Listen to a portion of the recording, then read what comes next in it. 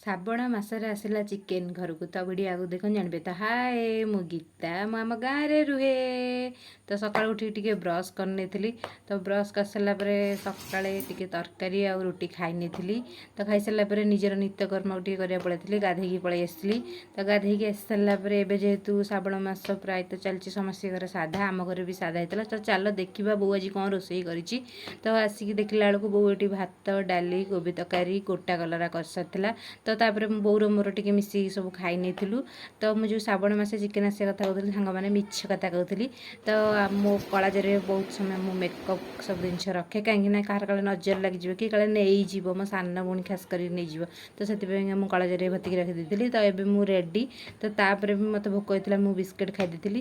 ତ ଏମିତି ସାଙ୍ଗମାନେ ମୁଁ ଖାଇ ଖାଇକା ଦିନେ ମୋଟି ହେଇଯିବି, ଫାଟିଯିବି ବୋଲି ଭାବୁଛି।